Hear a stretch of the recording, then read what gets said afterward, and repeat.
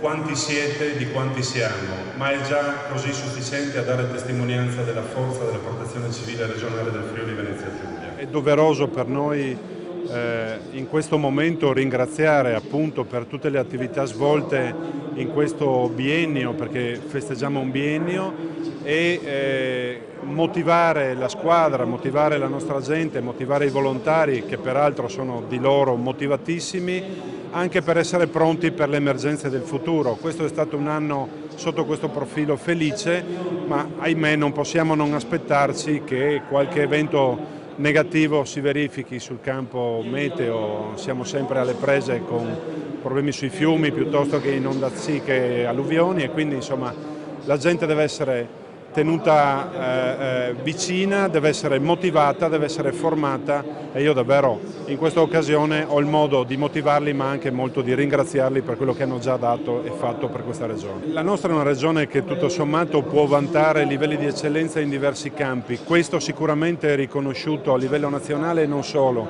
Io anche recentemente ho avuto modo di misurarmi con i colleghi delle altre regioni, con il capo del Dipartimento che poi interverrà e sono certo che riconfermerà il giudizio sulla nostra protezione civile.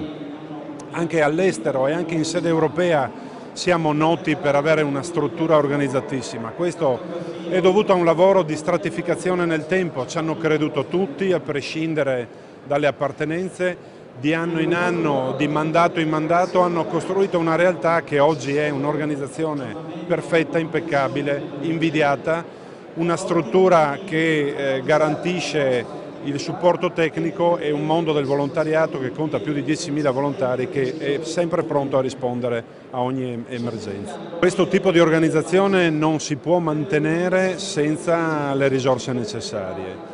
Allora, è indubbio che i tempi in cui ci troviamo non sono i tempi di qualche anno fa. La crisi economica ha interessato anche questa regione e si è riversata inevitabilmente anche sulle potenzialità di spesa della regione. Abbiamo però sempre garantito la manutenzione delle sedi, dei mezzi, la formazione dei volontari, le convenzioni con le varie strutture operative dello Stato o del volontariato regionale, e finora le risorse messe a disposizione sono più che sufficienti per garantire il buon funzionamento.